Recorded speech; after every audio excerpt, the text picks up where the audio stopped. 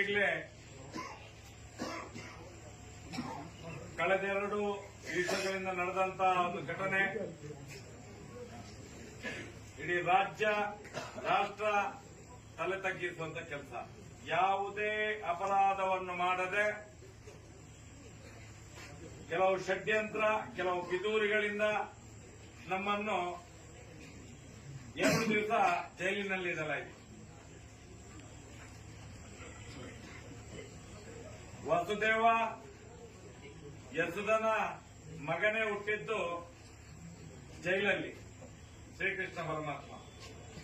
ಅಲ್ಲಿಗೆ ಹೋಗಿ ಬಂದದ್ದು ನಮ್ಗೇನು ನೋವು ಅನ್ಸಲಿಲ್ಲ. ಯಾಕಂತ ಹೇಳಿದ್ರೆ ಇವತ್ತು ಶ್ರೀಕೃಷ್ಣ ಪರಮಾತ್ಮ ಹೊರಗೆ ಬಂದಾಗಿದೆ. ಮುಂದಿನ ದಿನಗಳಲ್ಲಿ ದುಷ್ಟರ ಸಂಹಾರ ಖಂಡಿತವಾಗಿ ನಡೆಯಿದೆ.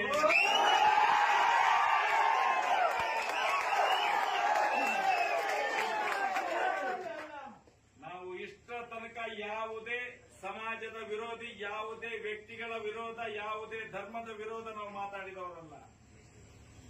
ಬರೇ ಧರ್ಮಸ್ಥಳ ಗ್ರಾಮದಲ್ಲಿ ನಡೆದಂತ ಅತ್ಯಾಚಾರಿಗಳ ದಮನ ಆಗಬೇಕು, ಆ ಅತ್ಯಾಚಾರಿಗಳು ಯಾರು ಅನ್ನುವಂಥದ್ದು ತಿಳಿಬೇಕು ಅನ್ನುವಂಥ ದೃಷ್ಟಿಯಿಂದ ಹೋರಾಟ ಮಾಡ್ಕೊಂಡು ಬಂದಿದ್ದೇವೆ. ಇವತ್ತು ರಾಜಕೀಯದವರ ಕೈಯಾಳುಗಳಾಗಿ, ಅತ್ಯಾಚಾರಿಗಳ ಕೈಯಾಳುಗಳು ರಾಜಕೀಯದವರಾಗಿ ಇವತ್ತು ಇಡೀ ಇಲಾಖೆ ವ್ಯವಸ್ಥೆಯನ್ನು ಪೊಲೀಸ್ನವರು ನಿನ್ನೆಯಿಂದ ಎಷ್ಟು ಶ್ರಮ ಪಡ್ತಾ ಇದ್ದಾರೆ. ನಮಗೆ ಯಾವುದೇ ರೀತಿಯ ಧಕ್ಕೆಯಾಗದೆ ಸಮಾಜದ ಮುಂದೆ ಮೈಶಕ್ತಿ ತಂದು ನಿಲ್ಲಿಸಬೇಕು ಅನ್ನುವಂತ ಒಂದು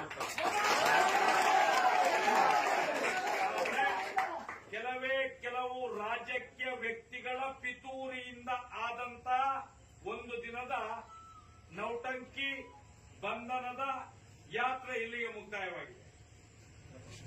ಬೇಜಾರಾಗೋದು ನಾವು ಮುಂದಿನ ದಿನಗಳಲ್ಲಿ ಉತ್ತರ ಕೊಡ್ತೇವೆ. ನಾನು ಈ ಹೊತ್ತಿನಲ್ಲಿ ಏನಂತ ಹೇಳಿದ್ರೆ ಇಡೀ ದೇಶವೇ ತಲ್ಲಣಗೊಂಡಿದೆ. ಈ ವಿಚಾರವನ್ನು ಎಲ್ಲೆಲ್ಲೋ ಕೊಂಡೋಗಿ ಏನೇನೋ ಉದ್ರಿಕ್ತವಾಗಿ ಜನಗಳು ಏನೇನೋ ಮಾಡ್ಕೊಳ್ತಾರೆ. ಯಾಕಂತ ಹೇಳಿದ್ರೆ ಇವತ್ತು SIT ತನಿಖೆ ಆಗ್ತಾ ಇದೆ. ಅತ್ಯಾಚಾರಿಗಳು ಯಾರು, ಸಣ್ಣ ಸಣ್ಣ ಹೆಣ್ಮಕ್ಕಳನ್ನು ಬ್ರೂಟಲ್ ರೇಪ್ ಮಾಡಿದವರು ಯಾರು, ತನಿಖೆ ನಡೀತಾ ಇದೆ. SITಯನ್ನು ನಿಲ್ಲಿಸಕ್ಕೋಸ್ಕರ ಈ ಒಂದು ಕೆಲಸ ಷಡ್ಯಂತ್ರ ನಡೀತಾ ಇದೆ.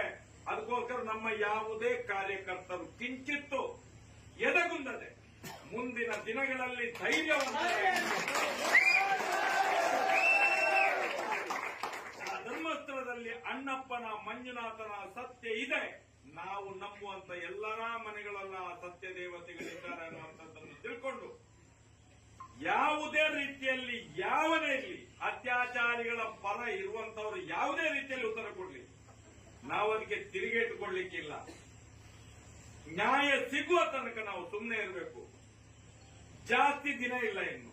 ಆದಷ್ಟು ಬೇಗ ಧರ್ಮಸ್ಥಳದಲ್ಲಿ ಆದಂತ ಅತ್ಯಾಚಾರ, ಕೊಲೆ ಪ್ರಕರಣಗಳಿಗೆ ಮುಂದಿನ ದಿನದಲ್ಲಿ ಒಳ್ಳೆಯ ರೀತಿಯ ತೀರ್ಮಾನ ಬಂದೇ ಬರ್ತದೆ ಅನ್ನುವಂತ ಆತ್ಮವಿಶ್ವಾಸ ನಮ್ಗೆಲ್ಲರಿಗೂ ಇರಬೇಕು. ಇವತ್ತು ಇಲ್ಲಿಂದಲೇ ತಾವೆಲ್ಲ ನಿರ್ಮಾಣ ಮಾಡಬೇಕು. ಯಾಕಂತ ಹೇಳಿದ್ರೆ ನಿನ್ನೆಯಿಂದ ಆದಂತ ಕೆಲವು ಬೆಳವಣಿಗೆಗಳು ಮುಂದೆ ಬೇರೆ ಯಾವುದೋ ರೀತಿ ದಿಕ್ಕನ್ನು ಪಡ್ಕೊಳ್ಳೋದು ಬೇಡ ಅನ್ನುವಂಥ ದೃಷ್ಟಿಯಿಂದ ನಿಮ್ಗೆಲ್ಲರಿಗೂ ವಂದಿಸುತ್ತಾ ಇಲ್ಲಿ ತನಕ ಒಳ್ಳೆಯ ಒಂದು ವಿಷಯ ಅಂತ ಹೇಳಿದ್ರೆ ಸೌಜನ್ಯನ ಹೋರಾಟವನ್ನು ಯಾವಾಗ ಯಾವ ಪಿತೂರಿ ನಡೆಸಿ ಷಡ್ಯಂತ್ರ ನಡೆಸಿ ಅದನ್ನು ಮುಚ್ಚಿಸಲಿಕ್ಕೆ ಯಾರ್ಯಾರು ಶ್ರಮ ಪಡ್ತಾರೋ ಅವರಿಗೆ ನಿಜವಾಗ್ಲಿ ಮಂಗಲಾರತಿ ಆಗಿರುತ್ತೆ. ಇಷ್ಟ ತನಕ ಇವತ್ತು ಏನಾಗಿದೆ ಅಂತ ಹೇಳಿದ್ರೆ ಉಡುಪಿ ಜಿಲ್ಲೆಯ ಇಡೀ ವಕೀಲರ ಒಂದು ಸಂಘ ಪೂರ್ತಿ ನಮ್ಮ ಜೊತೆ ಇದ್ದು, ಇಡೀ ವಕೀಲರ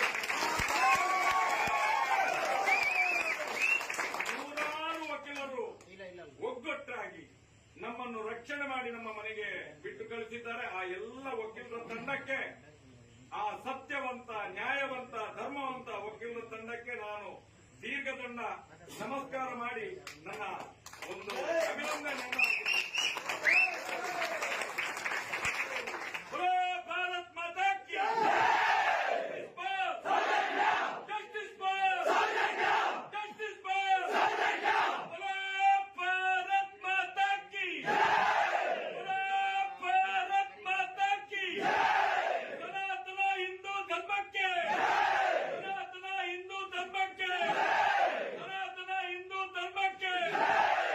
ಅಣ್ಣಪ್ಪ ಸ್ವಾಮಿಗೆ